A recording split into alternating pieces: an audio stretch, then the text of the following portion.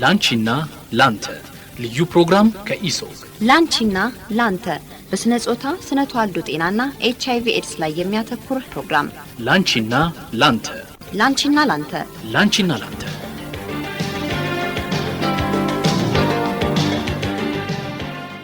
ለምሳሌ ከዚህ በፊት ባለትዳር ሆነው ሁለት ጥንዶች ሆነው ሾተ ላይ ያጋጠማቸው ቢሆንና በሆነ አጋጣሚ እሷም ሌላ ብታገባ እሱም ሌላ ቢያገባ የመከሳት እድል ሊኖረው ይሆን? እንግዲህ ይሄም አሪፍ ሴናሪዮ ነው። ለምሳሌ እሷ ዞሮ ዋና ወሳኝ የእሷ የደም አይነት ነው አይደል? እሷ ኔጌቲቭ ከሆነች ከዛ አሁን ሾተ ላይ ነበራት ወይ ልጃቸው ላይ ችግር ገጥሞ ነበረ አለፈ። ስለዚህ ቀጣይ እርግዝና ላይ ሲኖር የልጁ የደም አይነት ፖዚቲቭ ከሆነ ድጋሚ ሊያጋጥማቸው ይችላል። ስለዚህ ቀጣይ የምታገባው ባል ፖዚቲቭ ከሆነ እንደመጀመሪያው ችግር ሊያጋጥማት ይችላል። ሆኖም ግን ቀጣይ የምታገባው ባል እንደሷ ተመሳሳይ አርኤች ኔጌቲቭ ከሆነ ምንም አይነት ችግር አይጋጥማትም ማለት ነው። ስለዚህ በጣም ኢምፖርታንት ነገር ነው። ስለዚህ ችግሩ የሚመጣው መቼ ነው? አርኤች ኔጌቲቭ ከሆነ ከፖዚቲቭ ከሆነ ነው ባልየው። ለዚህ ደግሞ ዋነኛው ምክንያት ባል አርኤች ኔጌቲቭ ሚስት አርኤች ኔጌቲቭ ሊወልዷቸው የሚችሏቸው ልጆች 100% ኔጌቲቭ ምንም ይሄ ውል የለውም። ላይክ ኔጌቲቭ ናቸው። በቃ ሊወለዱ የሚችሉ ልጆች ኔጌቲቭ ናቸው ማለት ከእናትየዋ የደም ጋር አንድ አይነት ነው። እሷ ጋር በሽታው አለ፣ እሷ ጋር ወታደር አለ፣ ላይክ በሽታ ተከላካይ።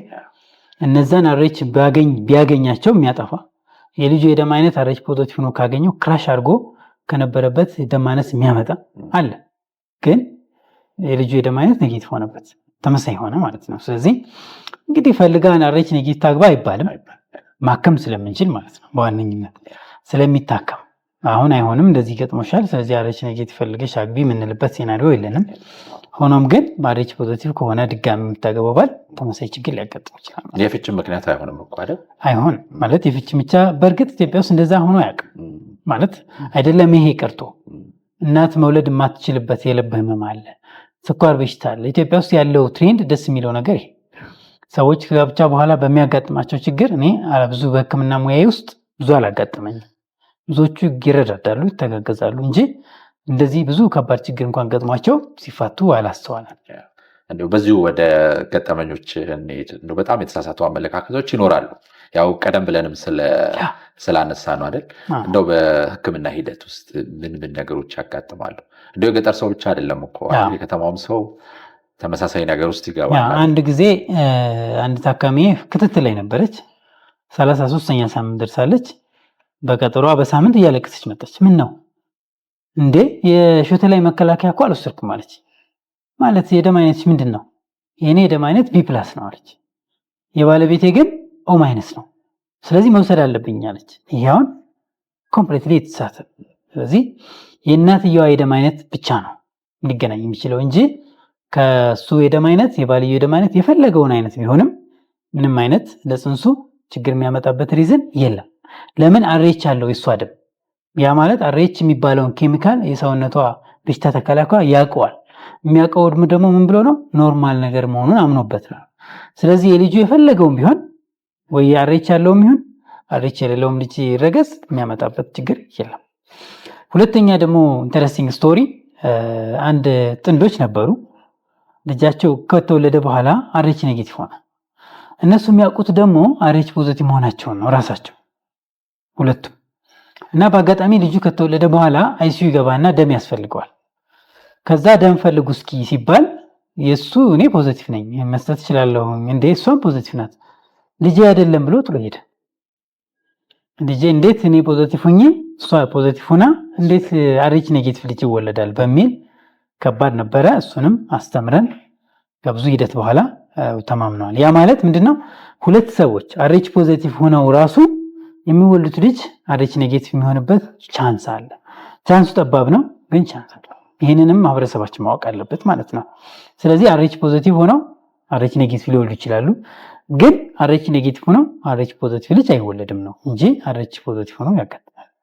በሶስተኛ ደረጃ ብዙ ጊዜ የሚያጋጥመን ቻሌንጅ የምንለው ብዙዎች የማያውቁት ሆድ ውስጥ ያለ ጽንስ ደም ይሰጠዋል ብለን ደም ፈልገን ስናመጣ የሚመስላቸው ልጁን አውጥተን ተወልዶ ደም ልንሰጠው ነው የሚመስላቸውና ይሄ ለባለሙያዎችም በእርግጥ ሰርፕራይዝ ሊሆን ይችላል።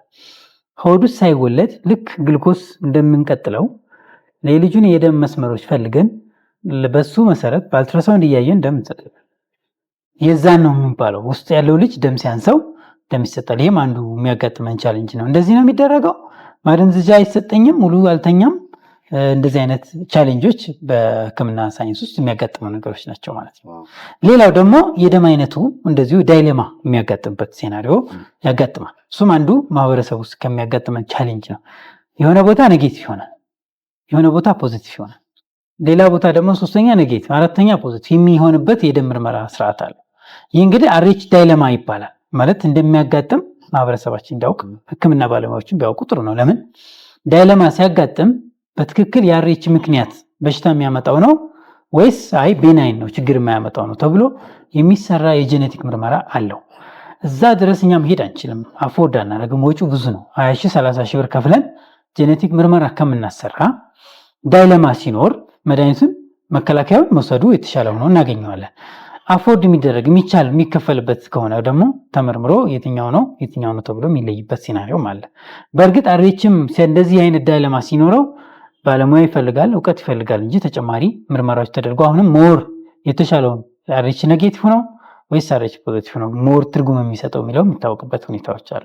እንግዲህ የማስታውሳቸው ገጠመኞች እንደዚህ ናቸው። ከዚህ ያለፉት እንግዲህ በጣም ኢንተረስቲንጎቹ እስካሁን ድረስ ተወልደው ደም ሰተናቸው ሄደው 2 ዓመት 1 ዓመት ተኩል ሆነው ፎቶ የሚልኩልናል። አድገው በዛ ሂደት ውስጥ ብዙ ጊዜ እንዳልኩ ኢትዮጵያ ውስጥ የሚመጡት ቢያንስ አንድ ልጅ ሳይሞትባቸው አናገኛቸውም። ወይ ቢጫ ሆኖባቸው ተጎድተዋል አዲስ አበባ ውስጥ ከሆነ፣ ወይ ደግሞ በአርኤች ምክንያት ልጆች አጥተዋል፣ 3-4 ልጆች ከሆነም አንድ ልጅ ያጥተዋል። እንደዛ ስለሆነ አሁን ልጅ ወልደው ማቀፋቸው የሚሰጣቸውን ደስታ ይሄም አሪፉ ገጠመኛችን ናቸው ማለት ነው። በወሬም እኮ መፈታት አለ። ለምሳሌ እንደው እናት አንድም ሁለትም በሆነ ምክንያት ልጇን ብታጣ አይ ከዚህ በኋላ እኮ አትወልጅም ወይም ችግር ነው ሐኪም ጋር በደርሽ እኮ የምትባል እናት ትኖራለች ብዬ ስለማሰብ አይደለ። አሁን ባለው ሳይንስ ግን እንደዛ እንሄድም። ሪሶርስ ያባክናል ማለት ደም እንጠቀማለን። ደም ኦ ኔጌቲቭ ደም ነው መስጠት የምንችለው ውስጥ ላለው ልጅ ባይዘወይ ሌላ አይነት የደም አይነት መጠቀም አንችልም። በዋነኝነት ሴፍ የሆነው ደም መምረጥ ስላለብን ነው ማለት ነው። ለሱ ደም ምን ይወጣው ብለድ ባንክ ደም የሚሰጡ ሰዎች መላኪን ቢያውቁት ብያስባለሁ። አንዳንዴ ቢሰሙ ሲሰጥ ቢያው ያ ልጅ የተወለደው እነሱ ኦ ማይነስ ብለድ ስለሰጡት መሆኑን ቢያውቁት በጣም ደስ ይላል። አያውቃቸውም። ይሄ ልጅ ሰው ታሞ ካንሰር በሽታ ታሞ በወሊድ ጊዜ ምናምን ደም ይሰጣል አይደል? ይሄ ኦ ማይነስ ብለድ ደግሞ በጣም ኤክስፔንሲቭ ውድ የሚባለው ብዙ ሰው የሌለው የማይገኘው ደም ነውና ካለም በጣም አስፈላጊ የሆነ ቦታ ሊወሰድ የሚችል የደም አይነት ስለሆነ ያን ደም ሰጥተዋቸው አድገው የሚታዩ ሰዎች በተለይ ኦ ማይነስ ብለድ የሚሰጡ ሰዎች ከሚሰጥ ስጦታ ትልቁ ነው ብዬ ነው የማስበው። በጣም ትልቅ ስጦታ። ምክንያቱም የለም ፈልገህ ነው ብታገኘውም ሽሚ ያለው። ስለዚህ በዚህ ሁሉ መዓት አልፎ ያ ልጅ 3-4 ደም ውስጥ እያለ ወስዶ ከተወለደም በኋላ ደም ተቀይሮለት አድጎ ስታየው እንደ ደስ ይላል።